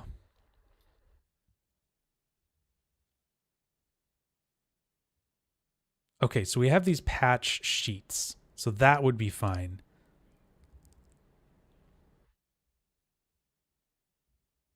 So let's do this. Can we do a patch here?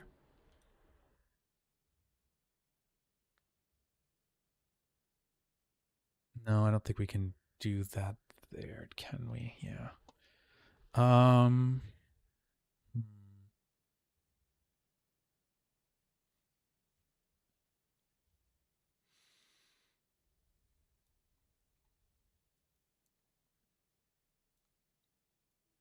Okay, we have a couple things that we can use here.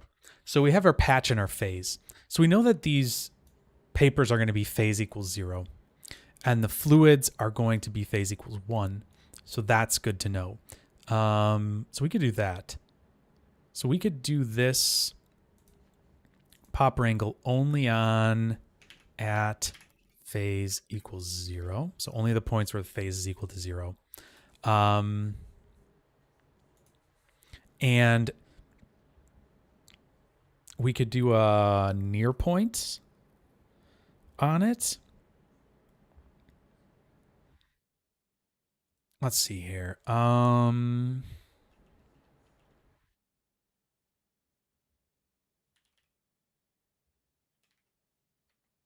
Let's do int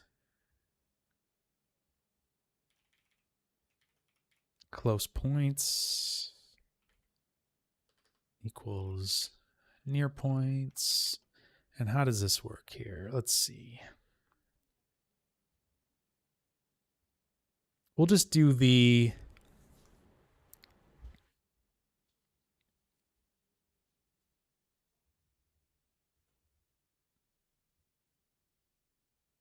oh, can we do a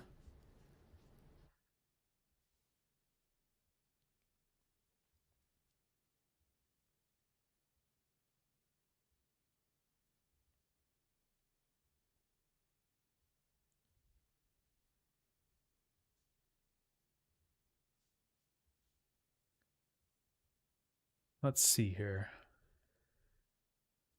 Just trying to think. So there's a couple different things that we could do here. We could search from the current point to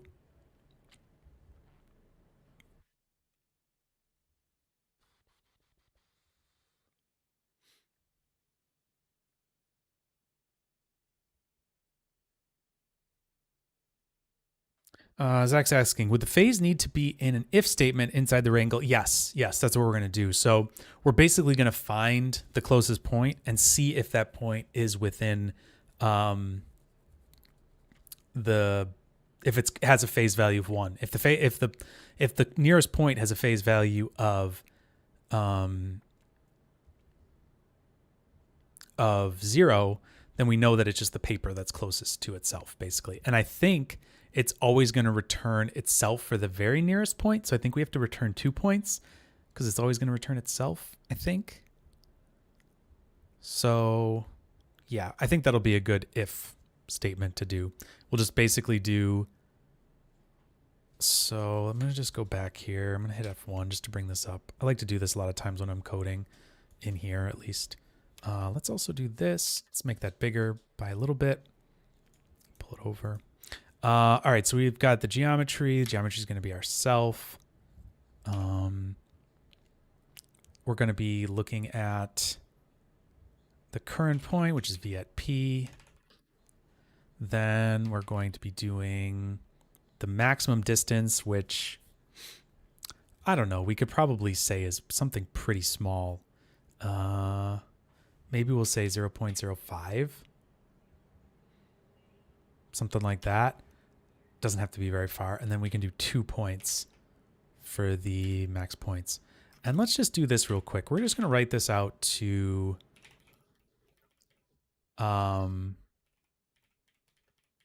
just to see what this is giving us. I at close PT S. Yes, that should be good. Okay, let's just go here and see what we're getting.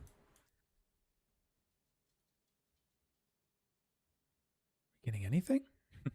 Maybe. Let's see. Our phase equals 0, right? These are the ones down here. Let's just check. Where's our phase?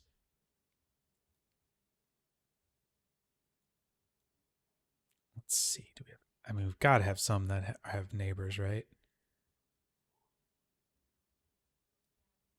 Oh, that's neighbors. Close PT. That's what I wanted to look at here.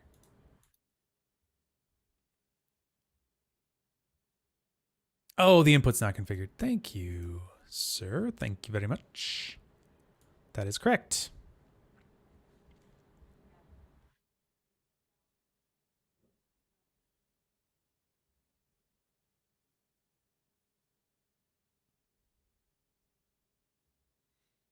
Oh, okay. That's interesting. I thought it would return itself, but it doesn't look like it is. 2812. Okay.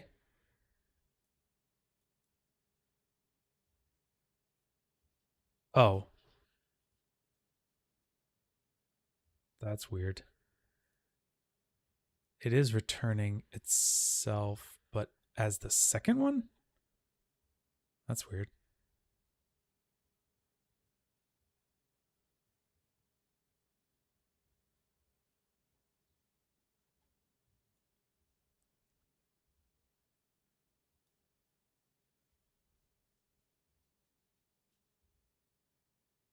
Hmm.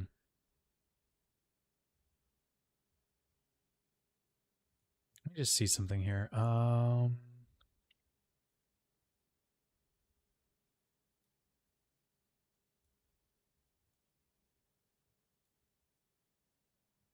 going to just put those into a group. I think that's going to be easier to get. So, group, 2-point group here. We'll just call this fluid. Now we should have that, I think, down here. Let's just double check.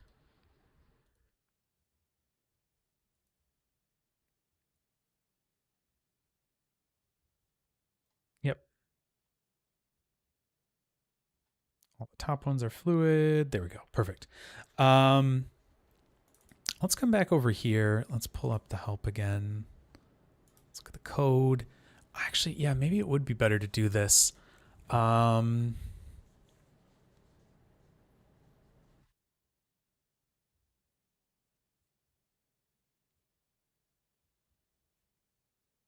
Yeah, I think this is going to be better to do.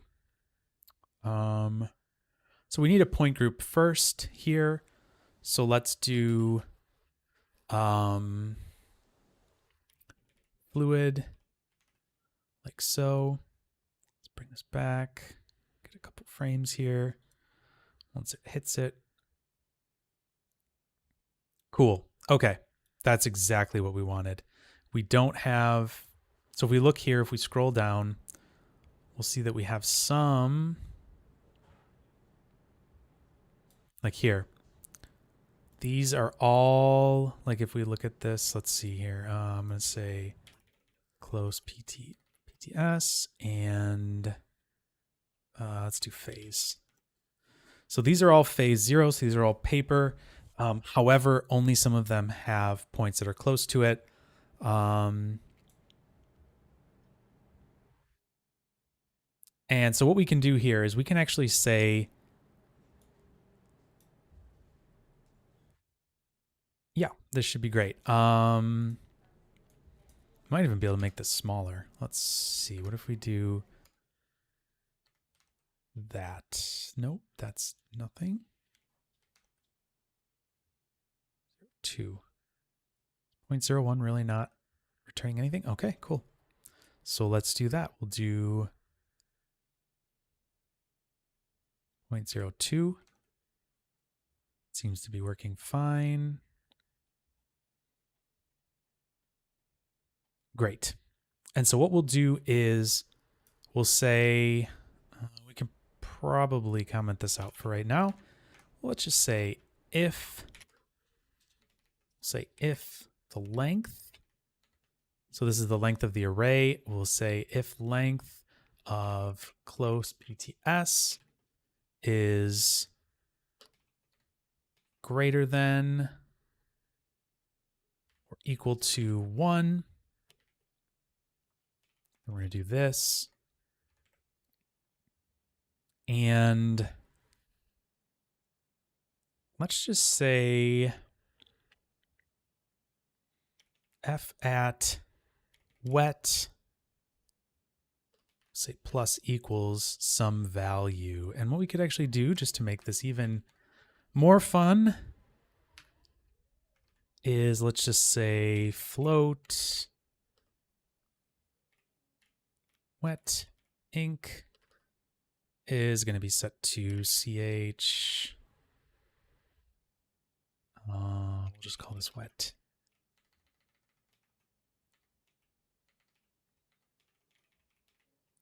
wet increment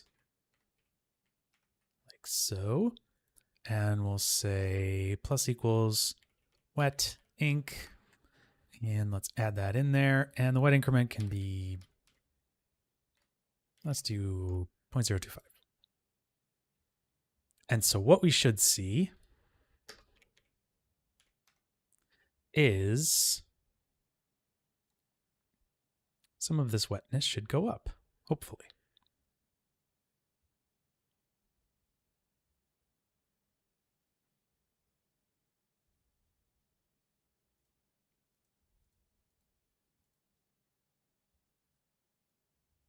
Yeah, cool.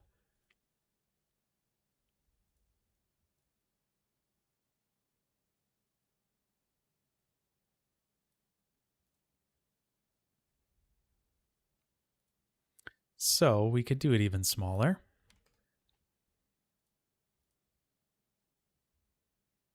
Just to really give it some time.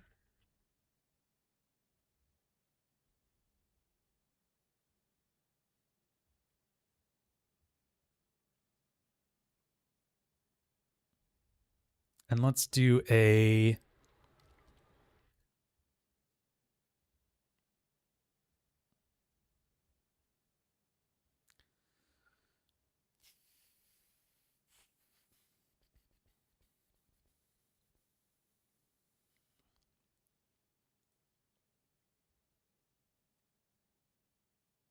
okay, so we're going to do this. I'm just going to say and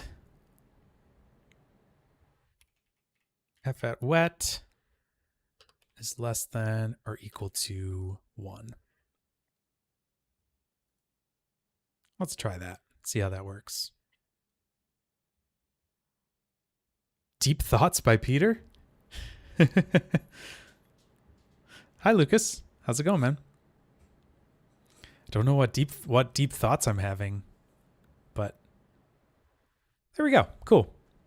I mean, technically, it's goes a little past it, but that's okay. Not the end of the world. Okay. So that's cool. And what we could probably do is say, let's call this wetness increase. I don't know, something like that. I was deep in thought. Sorry. Sometimes I get like that and I need to remember to talk. Cool. All right, so we've got the wetness, but we also need to adjust. Shoot, what was the name of the other one? The break threshold.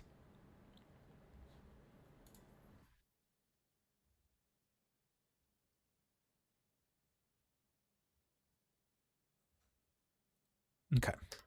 So we'll say break threshold. Okay.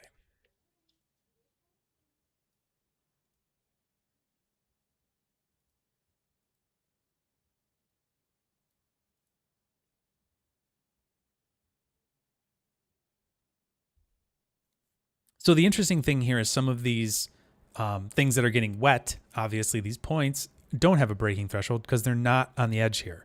And some are going to have this breaking threshold. So let's do that. Let's do this. Let's do another pop wrangle here. And we can set that to be myself. And so here we'll say break, thresh, adjust. And so what we'll do here is we'll take the wetness and we'll map that into the break threshold. Now we could do that in the other one, I guess, but we'll break it out in a couple different things, and that way we can just kind of have the things separate. So for this, I'm just going to do it on group and say at phase equals 0. So we'll just do it on a specific section of it. And what we'll do is we'll do a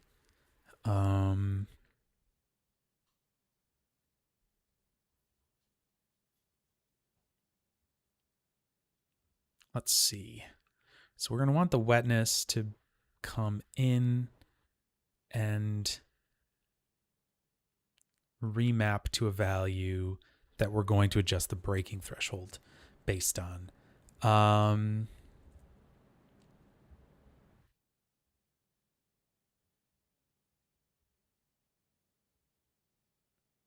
Actually,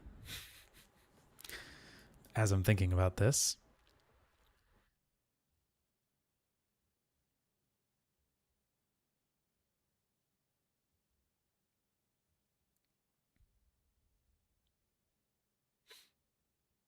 really what we should do is not even worry about this wet attribute, to be honest, because it's kind of not super necessary. Because I think what we could do, let's just try this instead. At break threshold minus equals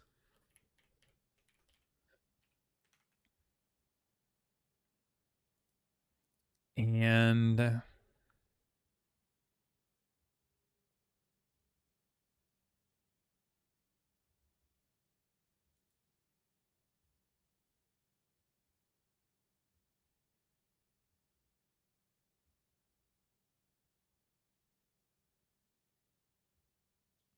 I could also do this and f at break threshold is greater than 0. I think that should work.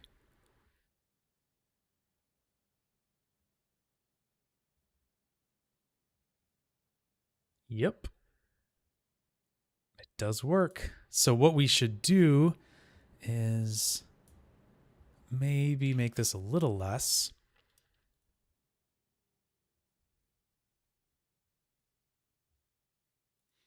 Actually, I want to check something here. How big is 0.02? Make it a box. And make this...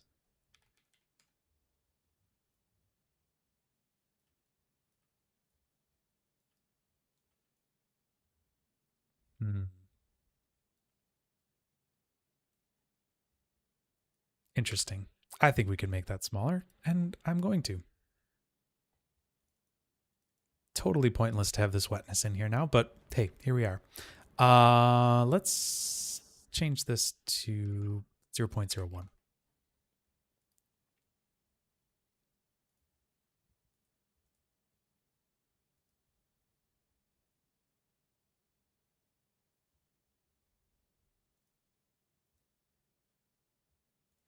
Okay, maybe that is too close. 1.5.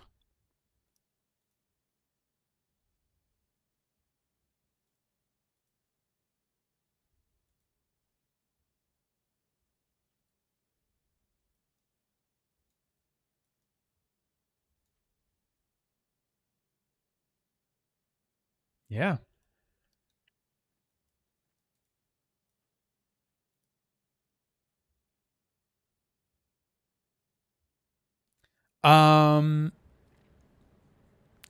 Yeah, it might be. It might be the collision margin. Might be the particle scale. There could be a couple other things that are causing issues there. But that's doing it. That seems like that does it. So it's actually quite a bit more simple than I thought here. I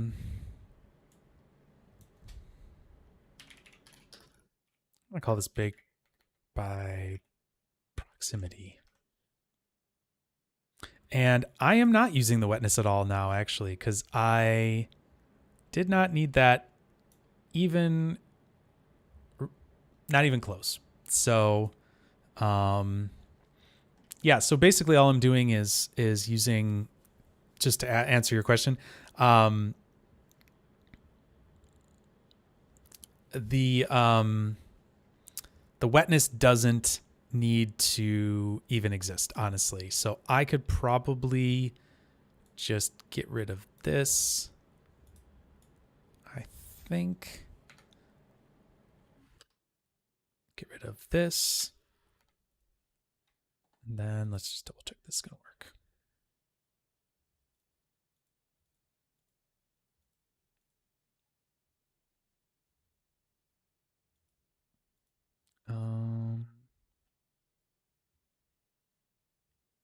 Yes, looks like it's still working.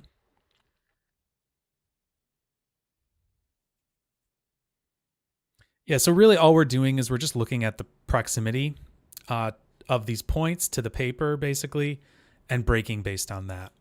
And so we've got this wetness increment, basically, or the break threshold increment that is being used to subtract from that. So, Sarur, let me just walk through what this is doing, basically. Here, what I've done is I've made a float attribute, a decimal attribute called wet ink, and that is this increment here. And the CH is basically just telling Houdini to make an extra parameter up here. So that's what we're making, and it's linking to this wet increment. So this here links to this. So this number here gets brought in right here, and this float value wet increment or wet ink gets set to the value that's up here. Then here, this integer close points, this means we're getting an array of the closest points. That's what this little brackets means. It means an integer array value. And we're going to be using this near points function on our current geometry, searching over anything that's in the fluid group at the current position with the maximum distance of 0.015, and we're going to get 2 of the closest points to it. So now down here, we're doing if statements. So if this next thing happens, do the thing that's within these curly brackets. And so if the length of the close points array, which is right here, which should be 2, if we're within that, if it's more than 1, basically, if it's 1 or higher, then that's going to be a yes. So that this whole thing will return as like a yes or a true. And if the break threshold is greater than 0, which basically just means that if the break threshold isn't any of these -1 values, because we don't really need to be changing those -1 values and making them more negative, it just seems kind of silly. So if both of those things are true, so if the break threshold is greater than -1, basically in this case, and the close points, which means it's close to that fluid, then we're going to do this thing inside here, which is going to be setting this break threshold and subtracting the wet increment from it. So minus equals means basically subtract this and make it equal to that. So just every time that this whole thing returns true right here, we're going to run this little bit of code in here, and this can actually get removed. Well, that was just so I could test and see what the close points were. And so anytime you do the ats, that's basically the attribute. So this is a float attribute. This is basically pulling the float attribute or setting the float attribute. So here we're setting it minus equals, right? It's because we're saying minus equals. Here we're reading the attribute and seeing if it's greater than 0. So hopefully that gives you a little bit better sense of what's going on there. You could certainly do this in a VOP network as well. There's no reason you couldn't. It's just a little easier to do things like this, I feel like, in this type of wrangle environment. But yeah, so Philip, it looks like we got this thing going, so that's kind of cool, and it's a pretty interesting little effect. Got some fluid falling down between neighboring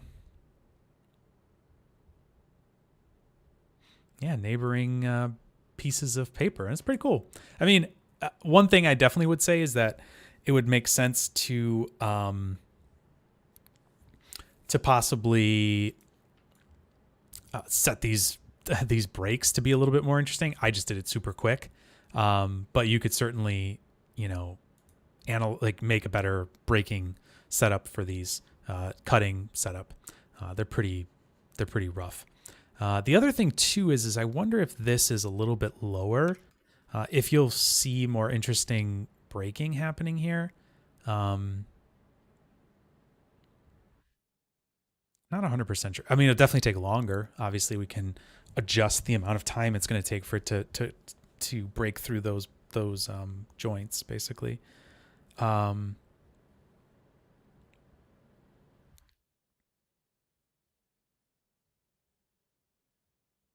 the other thing too is it won't be like weakening it quite so quickly this way. So maybe fewer of those edges will actually Break. Maybe none of them will break. Oh, there we go. Yeah, see there we have a much fewer that got broken because it couldn't, like, if the water goes through before the whole thing weakens, um, it's going to break a little bit quicker, or it's going to break less, I guess, because the water's going to go through before it's wetted the whole thing out. So yeah. Anyways, yeah. So I think that's kind of interesting. Pretty cool. Good idea. That was very interesting. I would say much more interesting than anything I was thinking of doing before. So thank you for the great suggestion. Yeah, it's kind of cool. And obviously we get a lot of really nice interactions here, right? Um, with these different, you know, as these pieces break, they're interacting with the fluid, and so the whole thing is actually, um, doing some really interesting stuff.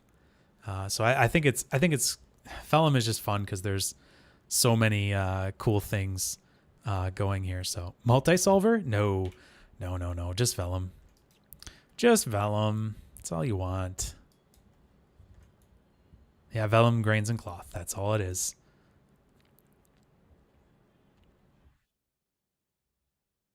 I think we might be a little too stiff here, but hey, you know what? We're not, beggars can't be choosers.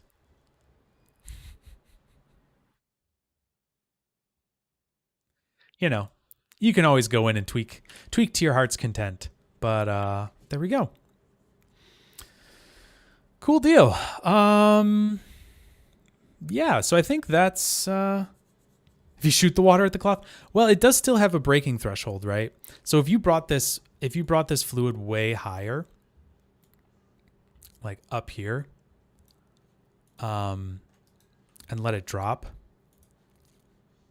it's gonna just burst right through it, basically. Well, maybe not right through it. I thought it would. Hmm. Interesting.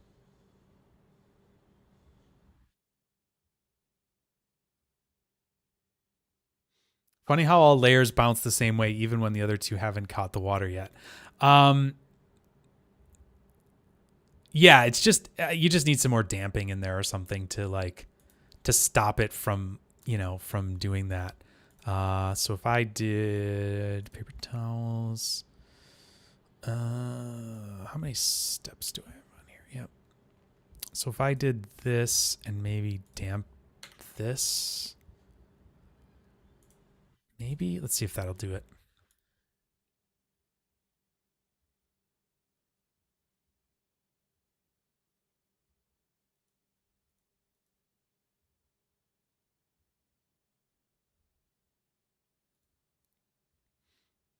Not quite. So if you adjust the damping ratio, that basically is just going to damp out some of the extra velocity and stuff like that.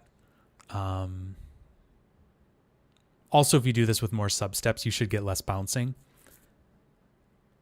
Yeah, that actually looks like it killed quite a bit of it. Just bleeds out some of that extra energy, so you don't have the crazy amounts of bouncing. I mean, the other thing too is that this is just too stretchy, anyways. So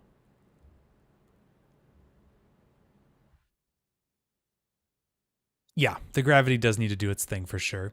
Um, yes, definitely. So that should actually look a lot less bouncy and weird.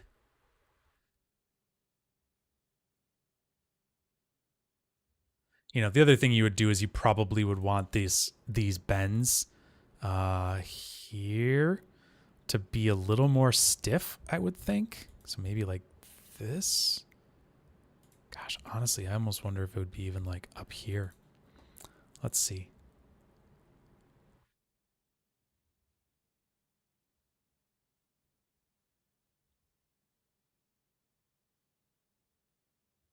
Yeah, there'd probably be, let's see.